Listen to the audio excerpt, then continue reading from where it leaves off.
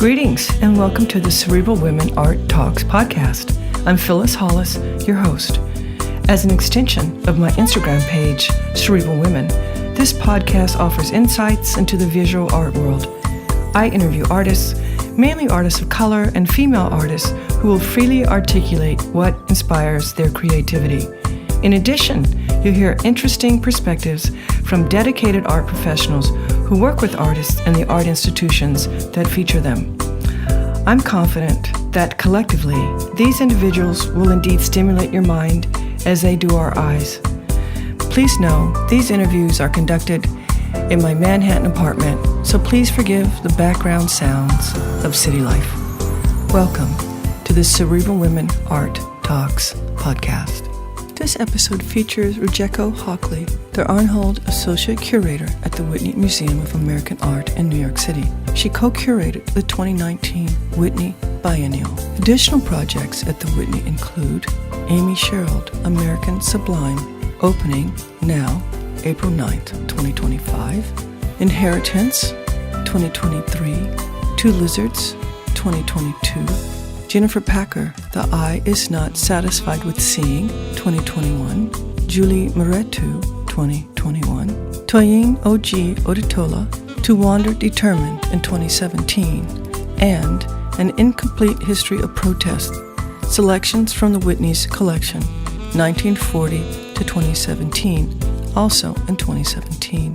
Previously, Ru was Assistant Curator of Contemporary Art at the Brooklyn Museum, where she co-curated Crossing Brooklyn, art from Bushwick, Bed-Stuy, and beyond in 2014. And she was involved in exhibitions highlighting the permanent collection as well as contemporary artists. Ru is the co-curator of We Wanted a Revolution, Black Radical Women, 1965 to 1985 in 2017, which originated at the Brooklyn Museum and traveled to 3 U.S. venues in 2017 and 18. She serves on the boards of Art Matters, Institute for Freedoms, and Museums Moving Forward, as well as the Advisory Board of Recess. Enjoy this episode featuring Rujeko Hockley, and please visit cerebralwomen.com for additional information.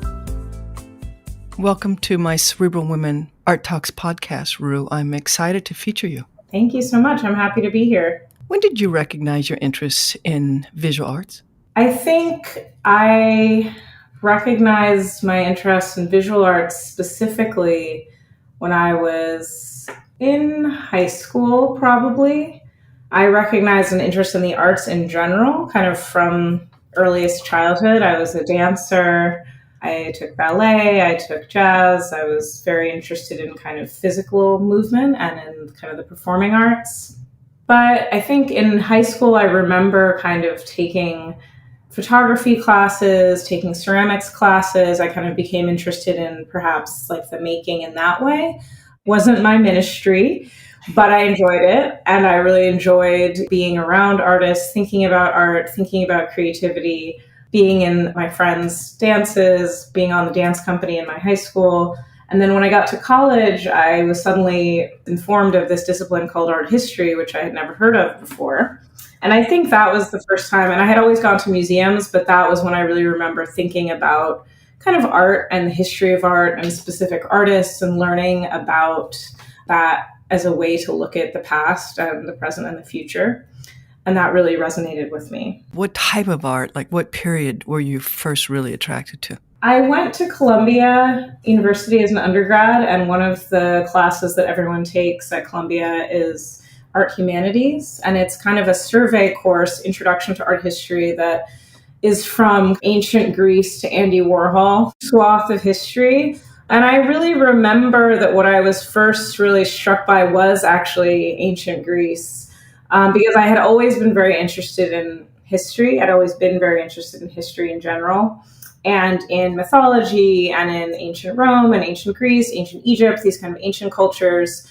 And then thinking about them through the lens of their material culture was really inspiring to me. It was really interesting. So That wasn't obviously what I ended up doing in my own life, but that is kind of one of the things that I remember just being really excited about first. Yeah, I think I had really dynamic professors who really made it feel very present, and also had the great privilege of going to school in New York City. So was able to go to the Met, was able to go to the Frick, was able to go to all of these institutions and see things from the very distant past in my real like day-to-day life. And I think that was very impactful around the kind of question of what I was going to do professionally with this interest. What do you enjoy most about the curatorial field, what you're doing now? I think that I probably most enjoy the community of it. I think I am rounding my 20th anniversary in the art world professionally, which is a crazy, crazy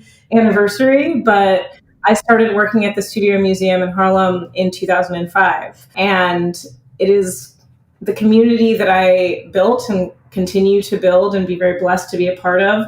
So much of it stems from that first engagement with the Studio Museum and the kind of really rich and robust community of artists, curators, critics, philanthropists, arts professionals who were around it then and now. That is really probably my favorite part of my job and part of my professional life. But my day-to-day, like the work that I do at the Whitney right now as a curator, I really love as a curator that we are kind of at the intersection of the artist and the institution, that we are kind of the buffer, we're the middle ground, we're the interpreters, we're the make happeners, or this is why it can't quite happen like that. But, whoever, you're really the mediator in many ways. And it's both a very creative enterprise and job where you get to kind of dream together and imagine and put things together, create exhibitions, create a context for the work of artists for the public to appreciate and understand.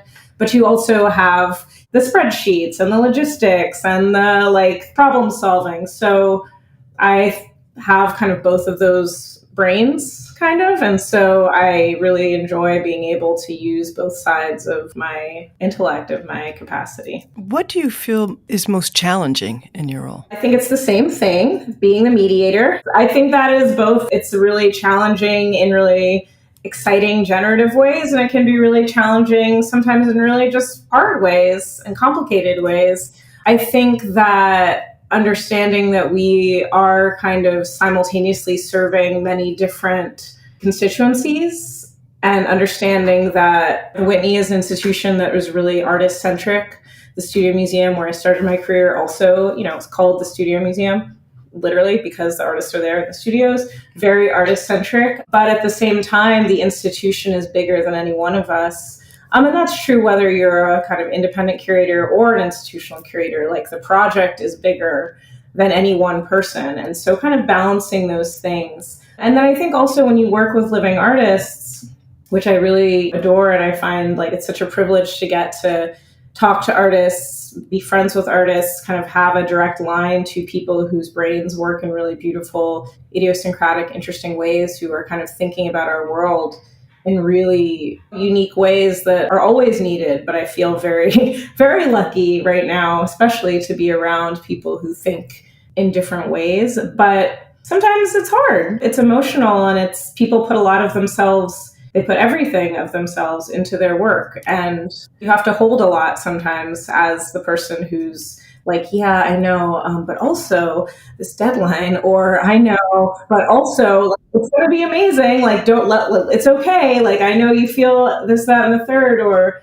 like sometimes it does feel like, oh, this is heavy, but I feel very privileged to have that access. So I'm going to ask you to elaborate on what type of relationship you like to have with artists. Well, I mean, everybody is different, but I think, that's a hard question, because I think that it's like, I can't really characterize, because really every project, every artist, I am different, I'm sure, in every project and with every artist. But I would say if I had to characterize writ large, I would say a relationship of mutual appreciation, mutual respect, mutual trust.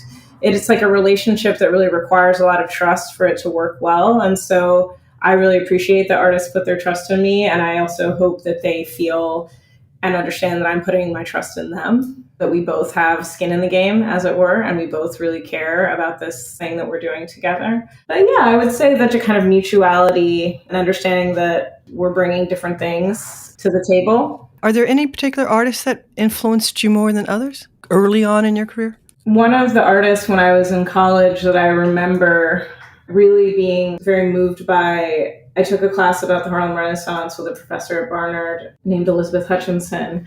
And I wrote my, final paper about William H. Johnson. And he was an artist that just was really, really impactful to me in that moment. I remember going to see the Migration series at the Whitney, at the Breuer Whitney when I was in college, Jacob Lawrence. That was incredibly impactful for me. I remember starting to work at the Studio Museum, and one of the first things that I was asked to do is kind of go through the object files, which is a great way to start any job. But at the time, definitely you're like, why am I just like alone in these filing cabinets for what felt like months on end and probably was like a week or a couple weeks.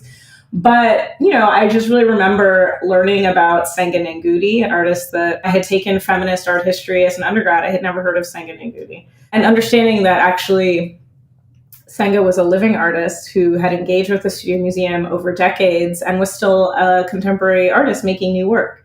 I remember all three of those things being very impactful. And then when I started working at the Studio Museum, I worked on a show called Frequency. For the first show that I ever worked on, I worked on it with Rashida Bumbray, who is still out there in the world herself now, an artist, among many other things. But I just remember being so blown away actually by all of the artists in that show and by the fact that they were contemporary artists making work who I could go do studio visits with, who I could talk to, who I could meet. Art history, at least at that time, was not really taught that way. It was very removed. And so I kind of came into the Studio Museum and was like, whoa, there's real artists here. Like, what do you mean?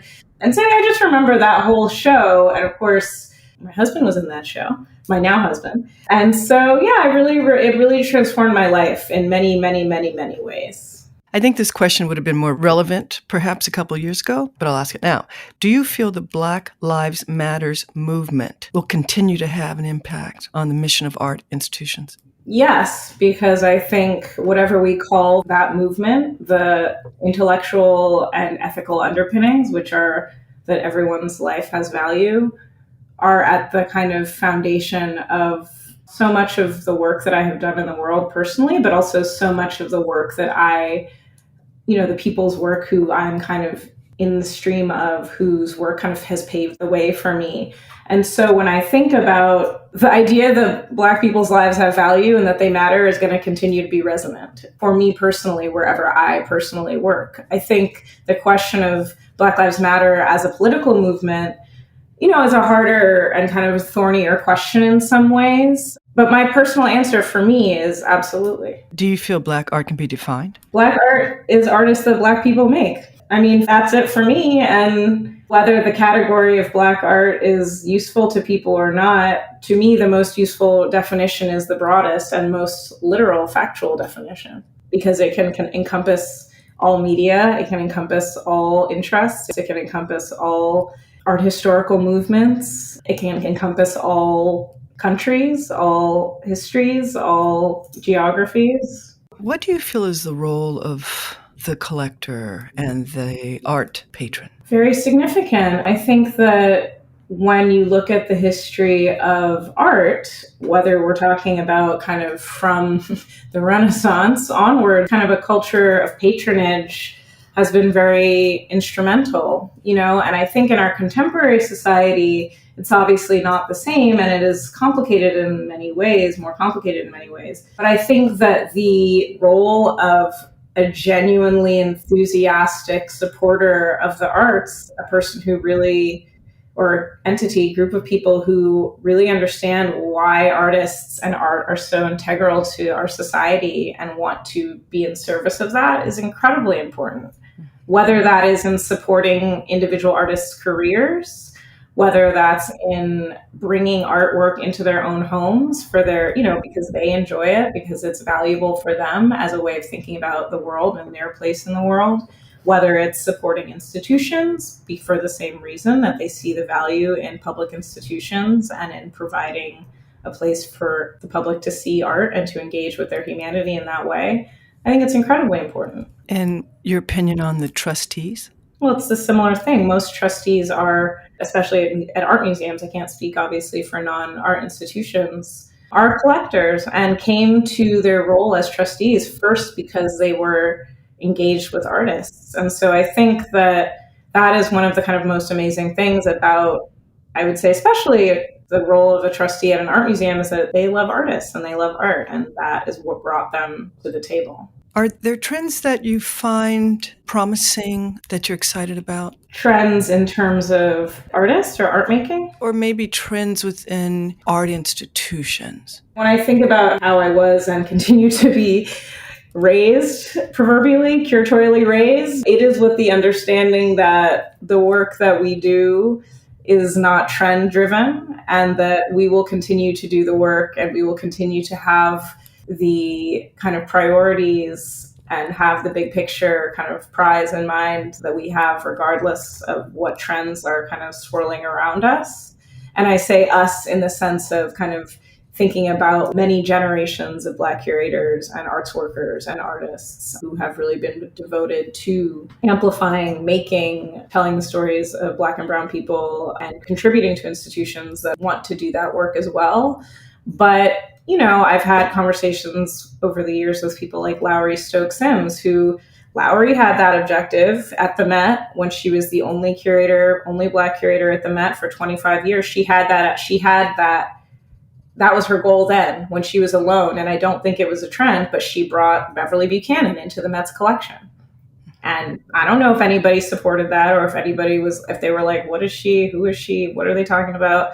But she continued, kept her eyes on the prize and did the work that she knew was important. And I think I'm a little hesitant to either identify trends or to kind of subscribe to trends myself, because I can't live like that, because I'm going to keep going no matter what. And I feel very lucky to have the model of so many people in the art world, whether that be Lowry, whether that be my mother-in-law, Deborah Willis, whether that be Thelma Golden, whether that be, so many people who I've just heard over, Kelly Jones, just over and over and over again, like, we just do the work. We keep doing the work. What's happening around us shapes the work and we are shaped by it, but we keep doing the work. The cycles are the cycles, and that doesn't change what we do. What do you feel is the purpose of art? I think that the purpose of art is to remind us of our humanity and our shared humanity. Most specifically, I think one of the most important things that art can do, and this is true, it is not medium specific, it is not genre or aesthetic specific, but it is to kind of give us a window into someone else's subjectivity, into somebody else's experience of the world. And I think that that is just like the most important and valuable thing that can be. It's like, it's literally transformational to understand somebody else's perspective. It can change your life and it can change their life. And the next person who you meet, who is connected to that person, whether because they're the same gender or race, or they kind of have a similar experience, or they're from the same place, or they just reminded you of them. There's so many reasons why we can make connections. And I think the other thing that I often think about, and this is something that Julie Mehretu talked a lot about, or at least I always attribute to her talking about when we were working together on her show at the Whitney, she would talk about mark making, and she would talk about herself as an artist who is invested in mark making rather than working in abstraction, or I'm doing this, or I'm in the lineage of so-and-so. And of course she is those things too. But mark making was a term and a kind of framing that connected her back to kind of our earliest extant examples of humans or proto-humans making art, which is to say like cave paintings around the world, in Africa, in Europe, in Australia, in literally all continents of the world. We have examples of early humans leaving their marks, making art for the future. And so I'm like, that is what we do. Like, as the species, as human beings, it's something that we uniquely do. We make culture, we make art, we connect across time and across space through these marks that we leave in the world. Art is important because it is like so much of what makes us who we are as human beings. And that's not just visual art, that's all the arts. So within that answer, what do you feel is the role of the artist? I mean, I think the role of the artist is for each artist to answer, because I also think that everybody is different and everybody has different strengths and wants to engage the world in different ways. But I think the role of the artist, if I had to be kind of speak very broadly, is to be honest, to be a truth teller. And that can be quiet truths, that can be megaphone truths, that can be literal, kind of present, contemporary truths, that can be quiet, internal. But I do think that the role, that is kind of one of the deepest roles. And when you, as a viewer, as an audience goer of any kind, whether that's music and dance and visual art and poetry, writing, whatever, when you feel that truth, that is when you are kind of pierced as a receiver of what an artist has put into the world. And so I think that is kind of the truest role to me. What's your opinion on the future of ceramics within fine art? Ceramics is art. It's fine art. I love ceramics. I don't have a strong opinion about it. I think that I think it's interesting how much energy has been spent historically on kind of policing the boundaries of what is or isn't fine art. I don't think, I'm like, oh, why? Something that I have been thinking about lately is the way in which ceramics is, it's one of those media that I think your kind of layperson is much more able to kind of engage in. And I think that's a really amazing, beautiful thing. Like my dad took ceramics classes a couple of years ago. I love that. I took ceramics classes as a child. I love that. I'm not a professional artist. My dad is not a professional artist, but I think it's actually very special that it's a medium that has such variation from the most amateur kind of, I just took a class one time, to the most professional kind of Simone Lee level ceramics. I know you have projects, major projects that you work on. Curious about what you're excited about right now.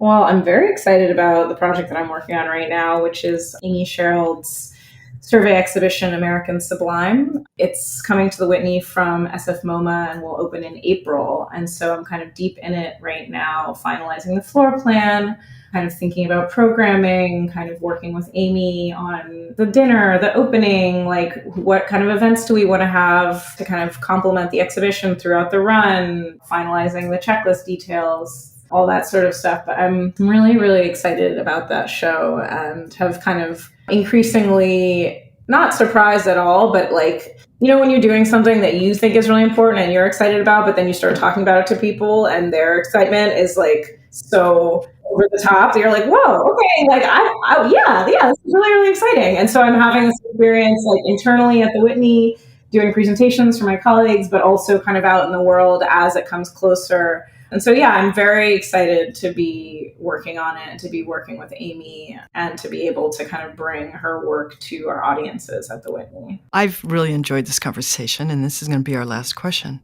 In the work that you do, how do you really want to impact the art world? Again, the curatorial school of life that I was brought up in is really one in which you kind of pay it forward and which you continue to invest in the next generation. And so that is something that is really important to me, that I really want to have impact on future generations of curators or people who don't end up being curators, but just that I'm continuing to be invested in subsequent generations and be of service to people kind of realizing their dreams within this field and understanding that there are actually so many different ways that you can engage with this field, actually. So that's one. I would say another one is I also want to have impact in the art world and be an example, even as I muddle through it, of how you can have a family and be a parent and also be in the art world, how that my children are not an impediment to my career. And in fact,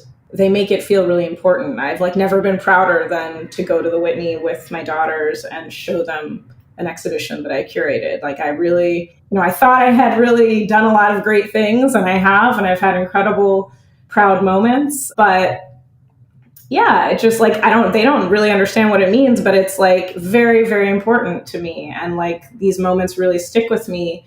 Again, it's hard. I'm muddling through, but kind of really keeping present that I am a multifaceted person with multiple arenas of interest and, multiple pulls on my energy and my time, and that I don't have to kind of hide some of those in order to be taken seriously or to be respected or to be successful.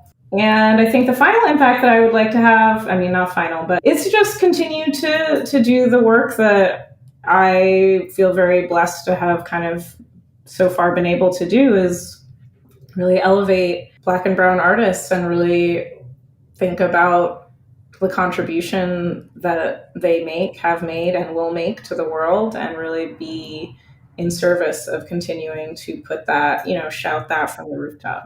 Well, this has been a very rich conversation. I've enjoyed listening to everything you've had to say. So thank you very much for your time. Thank you so much, Phyllis. I love your podcast. It's really nice to chat with you. It's my pleasure.